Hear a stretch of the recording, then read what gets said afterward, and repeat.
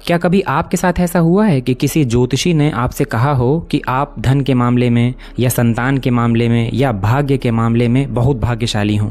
किसी ने आपसे कह दिया हो कि भैया आपकी कुंडली तो बहुत अच्छी है, आपके पास जीवन भर बहुत पैसा रहेगा, लेकिन आपने देखा कि ये तो बोल रहा है कि मैं धन के मामले में भाग्यशाली हूँ, मगर मेरे पास तो पैसा ही नहीं है।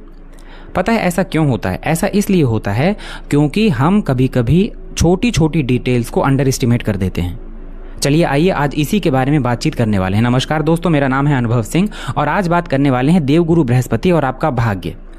देवगुरु बृहस्पति हमारी जन्म कुंडली में इसलिए सबसे ज़्यादा महत्वपूर्ण ग्रह बन जाते हैं क्योंकि ये भाग्य के कारक हैं, धन के कारक हैं, संतान के कारक हैं और ज्ञान के कारक हैं। आपके जीवन से यानी आपकी लाइफ से आपकी नॉलेज को अलग कर दीजिए, पैसा को अलग कर दीजिए, आपके भाग्य को अलग कर दीजिए, क्या बचा आपके पास? मैं कहूँगा कुछ भी नहीं बचा। अगर आपके पास भाग्य भी नहीं है, ज्ञान भी नहीं है, आपके पास पैसा भी नहीं है, धन भी नहीं है, परिवार का सुख नहीं है, धर्म नहीं है आपके साथ, तो आपका जीवन लगभग बेकार ही है।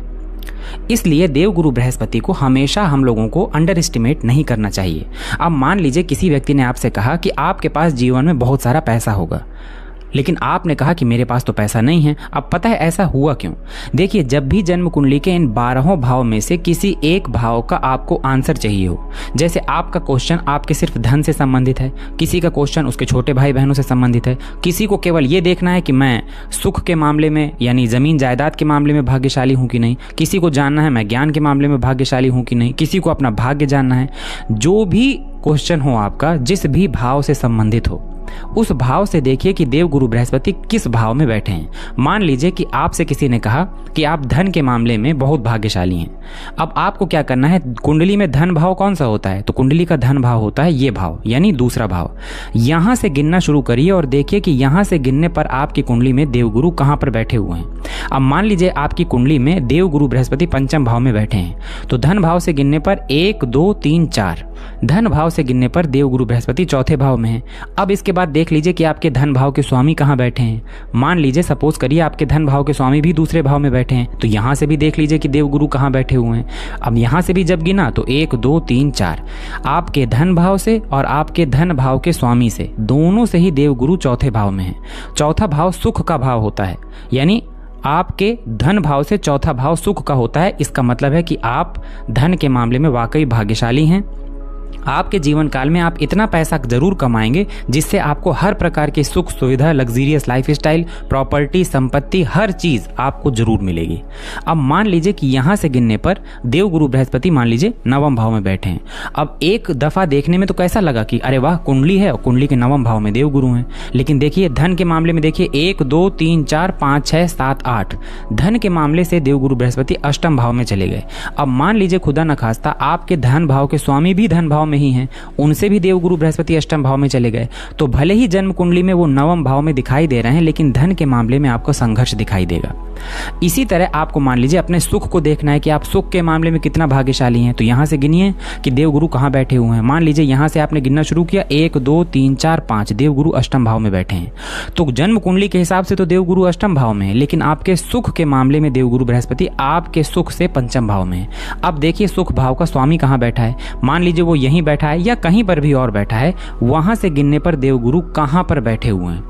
अभी तक आप समझ गए होंगे कि मेरे कहने का क्या मतलब है। जिस भी भाव से संबंधित आपको ये देखना है कि आप उस मामले में भाग्यशाली हैं या नहीं हैं, वहां से गिनना शुरू करिए, तब तक गिनिए जहां तक देवगुरु बृहस्पति मिल ना जाए। ये देखिए कि आपका जिस भाव से आपको गिन रहे हैं, जिस भाव के बारे में आपको जानना है, उस भाव से और उस भाव के स्वामी से देवगुरु की क्या स्थिति है, यानी वो किस भाव में बैठे हुए हैं।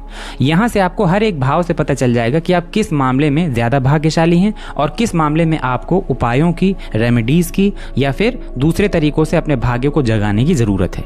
ये तो हो गया आपके भाग्य को जांचने का सबसे अच्छा तरीका। मान लीजिए किसी को जानना है कि हमारी पत्नी हमारे लिए कितनी भाग्यशाली होगी। पत्नी का भाव कौन सा होता है बताइए आप लोग? 7वां भाव होता है। यहां से गिनना शुरू करिए 1 2 3 4। मान लीजिए देवगुरु बृहस्पति आपके 11वें हाउस में यानी 11वें भाव में बैठे हैं। यहां पर आपके पत्नी भाव यानी आपके सप्तम भाव का स्वामी यहीं बैठा है। नहीं भी बैठा तो मान लीजिए कि आपके सप्तम भाव का स्वामी यहाँ पर बैठे हैं। तो यहाँ से आपने गिनना शुरू किया 1 2 3 4 5 6 7, 7 से 7वां, यानी केंद्र स्थान में, ये भी आपके लिए शुभ है। यानी आपकी जो पत्नी है वो आपके लिए शुभ है, आपके लिए लकी होंगी वो आपके जीवन में आने के बाद, या अगर किसी लड़की की कुंडली है तो उनके जो हस्बैंड होंगे उनके आने के बाद उनकी लाइफ और अच्छी हो जाएगी। यानी पति के मामले में वो भाग्यशाली हैं। अब ये तो हुआ अपने भाग्य के लिए कि आप अपनी जन्म कुंडली में आप देख सकते हैं कि कौन से भाव से देवगुरु बृहस्पति किस भाव में है, और उस भाव से संबंधित या उस भाव के स्वामी से संबंधित आप अपने भाग्य को देख सकते हैं।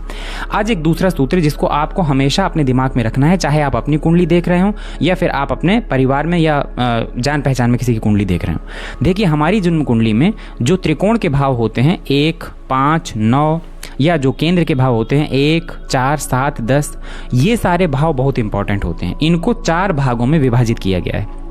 एक होता है धर्म त्रिकोण। धर्म त्रिकोण का मतलब होता है पहला भाव, 5वां भाव या 9वां भाव। अगर धर्म त्रिकोण का मतलब ये 3 भाव, या फिर अगर ये 3 भाव नहीं तो 3 राशियां, मेष राशि, सिंह राशि और धनु राशि। अब जरूरी नहीं है कि ये राशियां यहीं बनी हो, कहीं भी और हो सकती हैं। अगर आपके देवगुरु बृहस्पति मेष राशि, सिंह राशि या धनु राशि में बैठे हैं, या फिर पहले भाव में, पंचम भाव में या 9वें भाव में बैठे हैं, तो आप कहेंगे कि आपके देवगुरु धर्म त्रिकोण राशि या धर्म त्रिकोण में बैठे हुए हैं। धर्म त्रिकोण में बैठते, जब भी देवगुरु बैठते हैं तो ऐसे लोगों धर्म के मामले में बहुत भाग्यशाली होते हैं। ऐसे लोग, ऐसा इंसान हमेशा धर्म से जुड़ा हुआ होगा, धर्म को मानने वाला होगा। ऐसे इंसान के पास भले कितना ज़्यादा पैसा हो, कभी उसका दिखावा नहीं करेगा, सादा जीवन जिएगा।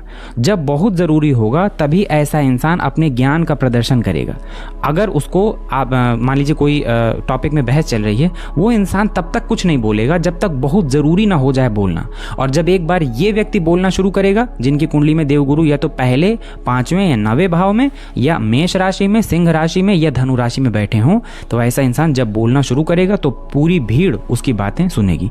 इसीलिए कहा गया कि ऐसा इंसान अपने ज्ञान से सभा को जीतने वाला होता है। सभा का मतलब यह, पुराने जमाने में राजा महाराजाओं के टाइम में सभा लगती थी। अब आजकल सभा तो लगती नहीं है, तो सभा का मतलब समझ लीजिए कि जब भी कहीं 4-5 लोग बैठे हों, कई लोग बैठे हों, विचार विमर्श हो रहा हो, किसी बारे में टॉपिक में डिस्कशन हो रहा हो, वही हो गया आपका सभा। तो ऐसा लोग क्या होगा, सभा को जीतने वाला। ऐसा व्यक्ति दूसरों की बहुत मदद करने वाला होगा। देखिए, गुरु यहां बैठेंगे तो इन दोनों भावों में दृष्टि डाल देंगे, यहां बैठेंगे तो इन दोनों भावों में दृष्टि डाल देंगे, और यहां बैठेंगे तो इन दोनों भावों में दृष्टि डाल देंगे। यानी कहीं से भी बैठ के वो त्रिकोण को तो कवर कर ही रहे हैं ना। इसीलिए से कहा गया धर्म त्रिकोण, धर्म को मानने वाला। ऐसे लोग बहुत धनवान होते हैं, धन भी इनके पास बहुत होता है, और ऐसे इंसान बहुत शालीन भी रहते हैं। समाज में ऐसे हैं 1-2 प्रतिष्ठित लोग जिनके बारे में आपने सुना होगा कि उनके पास बहुत धन है, लेकिन फिर भी देखिए कितना हम्बल नेचर है, कितना डाउन टू अर्थ रहते हैं। हमेशा अच्छे से दूसरों से बात करना, कभी किसी की बुराई नहीं करेंगे, बेइज्जती नहीं करेंगे, कभी किसी की चापलूसी नहीं करेंगे, चुगलखोरी नहीं करेंगे, है ना। ऐसी चीज़ें आ जाती हैं अपने नेचर में कि ऐसा व्यक्ति थोड़ा सा क्या होगा, अच्छे स्टैंडर्ड वाला हो जाएगा। इसको कहते हैं धर्म त्रिकोण। अब मान लीजिए आपके देवगुरु बृहस्पति कन्या राशि या वृषभ राशि, कन्या राशि या मकर राशि में बैठे हैं, या तो वृषभ राशि, अब यहाँ पर ये 2 नंबर लिखा हुआ है ना, तो वृषभ राशि, या तो फिर कन्या राशि, और या तो फिर मकर राशि, या फिर इन्हीं भावों में, दूसरे भाव में, छठे भाव में या 10वें भाव में यहाँ पर देवगुरु बृहस्पति बैठे हैं, तो इसे कहा गया अर्थ त्रिकोण। अर्थ का मतलब होता है पैसा, अर्थ त्रिकोण। ऐसे लोग अर्थ के मामले में यानी धन के मामले में बहुत भाग्यशाली होते हैं। ऐसे लोग अपने जीवन में जितना धन उनको चाहिए उससे हमेशा बहुत ज़्यादा कमाते हैं, यहाँ तक कि अगली पीढ़ियों के लिए भी कमा के जाते हैं। देखिएगा, बहुत सारे लोग छठे भाव में और 10वें भाव में देवगुरु बृहस्पति को कारक नहीं मानते, बहुत बुराई करते हैं। देवगुरु बृहस्पति 10वें भाव में हो तो व्यक्ति दीनहीन बन के रहता है, उसको कुछ नहीं मिलता। मैं कई बार समझा चुका हूँ, सिर्फ अकेले किसी एक ग्रह की वजह से अपने जीवन का फलादेश नहीं करना चाहिए कि कोई एक ग्रह कहीं पर बैठ गया तो आपने कहा कि अरे यहाँ पर देवगुरु बृहस्पति काल पुरुष में नीच के होते हैं, बहुत खराब रिजल्ट देंगे। ऐसा कुछ नहीं है। मैंने बहुत से ऐसी कुंडली देखी है, अभी भी लगातार देखता जा रहा हूँ। 10वें भाव में देवगुरु बृहस्पति बहुत अच्छा रिजल्ट करते हैं और बहुत अच्छा पद, प्रतिष्ठा, मान सम्मान सब देते हैं। अर्थ त्रिकोण में अगर देवगुरु बृहस्पति हैं, यानी या तो वृषभ में हो या कन्या में हो या फिर मकर में हो या दूसरे, छठे या 10वें भाव में हो, तो ऐसा व्यक्ति धन के लिए भाग्यशाली होगा। ऐसा व्यक्ति दूसरों को सिखाने वाला या शिक्षा देने वाला होगा। भले ही वो पढ़ा लिखा ना हो, लेकिन तब भी दूसरों को बहुत अच्छी सलाह देने वाला होगा। हमेशा दूसरों को ऐसी सलाह देगा जिससे सामने वाले का भला हो जाए। ऐसे लोगों को कहा गया कि ये लोग मुक्त हस्त दान देने वाले होते हैं, खुले मन से दान देने वाले होते हैं। खुले मन से दान देने का मतलब यह है कि जितना कमाएंगे अगर ज़रूरत पड़ जाएगी तो उससे ज़्यादा दान दे देंगे, लेकिन दे देंगे जहाँ ज़रूरत है वहाँ पे। ऐसे लोग धर्म संस्थान, स्कूल हो, कॉलेज हो, ऐसे क्षेत्र में बहुत आगे बढ़ सकते हैं। आगे बहुत अच्छे धर्म संस्थान या कॉलेज यूनिवर्सिटी बना सकते हैं, इनके नाम से चल सकती है। राजनीति में ऐसे लोग जा सकते हैं। ऐसे लोग सफल उद्यमी होते हैं। उद्यमी का मतलब होता है ऐसे लोग रिस्क लेने से नहीं डरते, बहुत बड़े बड़े बिजनेस भी कर सकते हैं ऐसे लोग। ऐसे लोगों की जो वाणी होती है बहुत प्रखर होती है, इसीलिए लोगों को कहा गया प्रखर वाणी के स्वामी होते हैं। परिवार के लिए हमेशा ऐसे लोग समर्पित होते हैं, परिवार को साथ लेकर चलने वाले होते हैं। यहाँ पर बैठेंगे देवगुरु बृहस्पति तो नवम दृष्टि से धन भाव को देख लेंगे, यहाँ पर बैठेंगे तो पंचम भाव से धन भाव को देख लेंगे, और यहाँ पर खुद बैठेंगे तो धन भाव में ही बैठेंगे। अब तीनों ही दृष्टि में देवगुरु बृहस्पति धन भाव के कारक हैं। तो धन, सीधी सी मामले बात है कि अर्थ के मामले में ऐसा इंसान भाग्यशाली हो जाएगा। दूसरे भाव से वाणी का भी विचार किया जाता है, परिवार का भी विचार किया जाता है, तो ऐसा इंसान परिवार को साथ में लेकर चलने वाला होगा, मीठी वाणी बोलने वाला होगा। ऐसे शब्द कभी नहीं बोलेगा जिससे किसी व्यक्ति को बहुत ठेस पहुंचे, है ना। ऐसे व्यक्ति को जिनके देवगुरु बृहस्पति दूसरे, छठे या 10वें भाव में या फिर वृषभ राशि, कन्या राशि या मकर राशि में बैठे हों, ऐसे लोगों को मांस मदिरा नहीं खाना चाहिए। ऐसे लोगों को नॉनवेज वगैरह इन सब चीज़ों से दूर रहना चाहिए, सात्विक जीवन जीना चाहिए। जितना ये लोग सात्विक जीवन जिएंगे उतना इनके पास पैसा और आएगा। ऐसे लोग अब यहाँ पर अगर एक चीज़ मैं आपको बताना भूल गया, अगर धर्म त्रिकोण में देवगुरु हों, यानी मेष राशि में, सिंह राशि में या धनु राशि में, यहाँ पर देवगुरु बृहस्पति हों तो आपको मंत्रों के द्वारा देवगुरु को बल देना चाहिए, मंत्र के द्वारा। अगर अर्थ त्रिकोण में देवगुरु बृहस्पति हो, यानी दूसरे, छठे या 10 में या वृषभ, कन्या या मकर में देवगुरु बृहस्पति हो, तो आपको यहाँ पर दान के द्वारा इनको बल देना है। देवगुरु बृहस्पति का जो दान होता है, धर्म त्रिकोण में मंत्र के द्वारा, अर्थ त्रिकोण में दान के द्वारा इनको बल देना है। तीसरा आता है काम त्रिकोण। काम त्रिकोण का मतलब होता है या तो आपके देवगुरु बृहस्पति मिथुन राशि में हो, तुला राशि में हो या कुंभ राशि में हो, मतलब मिथुन राशि में हो या फिर तुला राशि में हो या कुंभ राशि में हो, या फिर देवगुरु बृहस्पति तीसरे भाव में बैठे हों, देवगुरु बृहस्पति सप्तम भाव में बैठे हों, या फिर देवगुरु बृहस्पति एकादश भाव में बैठे हों। अब कहीं पर भी ये बैठे होंगे, इनकी दृष्टि जो है पड़ जाएगी। देखिए, यहाँ से बैठेंगे पंचम दृष्टि यहाँ पर डाल देंगे, यहाँ पर बैठेंगे नौवीं दृष्टि यहाँ पर डाल देंगे, यहाँ पर बैठेंगे पंचम दृष्टि यहाँ पर डाल देंगे और नौवीं दृष्टि यहाँ पर डाल देंगे। कहीं पर भी वो बैठे, तीनों त्रिकोणों को वो कवर कर लेंगे। देख रहे हैं आप। इसी तरह धर्म त्रिकोण में भी कहीं पर भी वो बैठे, दूसरे त्रिकोण को कवर कर रहे हैं, इसीलिए इन त्रिकोणों का बड़ा महत्व बताया गया है। अब अगर काम त्रिकोण में देवगुरु बृहस्पति बैठे हों, यानी मिथुन में बैठे हों, तुला में बैठे हों या फिर कुंभ में बैठे हों, तो ऐसा इंसान उद्देश्यपूर्ण जीवन जीने वाला हो जाएगा। कभी भी ऐसे इंसान को आप देखिएगा कि ऐसा इंसान फ्री नहीं बैठेगा कि हाँ बस ऐसे बैठे हैं आराम कर रहे हैं। वो कुछ ना कुछ काम हमेशा करता रहेगा। एक काम खत्म होगा, दूसरे के बाद, एक काम के बाद दूसरा काम करने लगेगा, तुरंत दूसरे काम को अपने हाथ में ले लेगा। ऐसे लोग अपने जीवन में रेस्ट नहीं करते। ऐसे लोग शारीरिक सुख के लिए बहुत भाग्यशाली होते हैं। शारीरिक सुख ऐसे इंसान के पास दोनों तरह का होता है, भौतिक सुख भी जिसमें उसको पैसा, रुपए, धन दौलत, ऐशो आराम की जिंदगी मिलती है, और दूसरा आध्यात्मिक सुख। पैसा रुपए होने के बावजूद वो कभी आध्यात्म का साथ नहीं छोड़ता, वो व्यसनों में नहीं पड़ता। या यूं कह लीजिए कि जब तक कुंडली की दूसरी ग्रह स्थितियां और खराब ना हो जाएं तो उसके अंदर कोई गंदी आदत नहीं आती। तो काम त्रिकोण जो राशि है, ये काम का मतलब आप वहां से उसको कनेक्ट मत करिएगा। काम का त्रिकोण का मतलब है शारीरिक सुख और भौतिक सुख दोनों के बीच में ऐसा इंसान बैलेंस करके चलेगा। ऐसा इंसान अपने जीवन में कई तरह की उपलब्धियां हासिल करेगा। समाज में मान सम्मान, रुतबा, पैसा सब कुछ उसके पास होगा, और ऐसा इंसान नौकरी करे या बिजनेस करे, दोनों में ही अपने नाम के झंडे गाड़ देगा। इनकम के मल्टीपल सोर्स होंगे उसके पास, 100% गारंटी है। ऐसा इंसान बहुत पराक्रमी होगा, मेहनत करने वाला होगा, और ऐसा इंसान जीवन को बैलेंस करके चलने वाला होगा। चाहे वो बिजनेस के माध्यम से करे, चाहे वो नौकरी के माध्यम से करे, लेकिन पर्याप्त मात्रा में पैसा और जितना सुख उसे जीवन में चाहिए वो 100% कमा लेता है। चौथा है मोक्ष त्रिकोण। मोक्ष त्रिकोण की राशि मतलब देवगुरु बृहस्पति या तो आपके जन्म कुंडली में चौथे भाव में या कर्क राशि में हो, या फिर अष्टम भाव में या वृश्चिक राशि में हो, या मीन राशि में या 12वें भाव में हो। या तो देवगुरु चौथे में बैठे हो, अष्टम में बैठे हो या 12वें में बैठे हो, या फिर आपकी कुंडली में कर्क राशि में बैठे हो और वृश्चिक राशि में बैठे हो या मीन राशि में बैठे हो। ये होता है अर्थ त्रिकोण, मोक्ष त्रिकोण। मोक्ष त्रिकोण, जिन व्यक्तियों के जन्म कुंडली में मोक्ष त्रिकोण में बैठे हो देवगुरु, ऐसे लोग हमेशा देखिएगा आवश्यकता, कहते नहीं, आध्यात्म के लिए भाग्यशाली। ऐसे लोगों के पास हर प्रकार का सुख होते हुए भी ऐसा इंसान बहुत सिंपल जिएगा। कभी भी अपना पैसा, अपना धन दौलत, रुतबा बाहर वालों को दिखाना पसंद ही नहीं करता। ऐसे कुछ लोग आपने समाज में देखे होंगे जिनके पास महंगी महंगी गाड़ियां होंगी, लेकिन ऐसा नहीं है कि वो हमेशा ही उस महंगी गाड़ी में चले। कहिए हो सकता है साइकिल लेके घूमने निकल जाए वो। यानी उसे ये दिखाना नहीं है कि देखो मेरे पास कितनी महंगी महंगी गाड़ियां हैं या देखो मेरे पास कितना बड़ा बंगला है, पैसा है, होगा उसके पास, क्योंकि मोक्ष त्रिकोण में देवगुरु बृहस्पति बैठे हैं और कवर करेंगे ही वो। लेकिन ऐसा इंसान दिखावा बिल्कुल पसंद नहीं करेगा। ऐसे लोग तंत्र मंत्र ज्योतिष में गहरी रुचि रखते हैं और इनको खुद के दम पे सीख भी लेते हैं। कई बार ऐसे इंसान को किताबें पढ़ने का बहुत शौक होता है। ऐसे लोग धर्म के लिए थोड़ा सा संवेदनशील होते हैं। इनके धर्म के खिलाफ अगर किसी ने कुछ कह दिया तो ऐसा इंसान उसको सह नहीं पाएगा।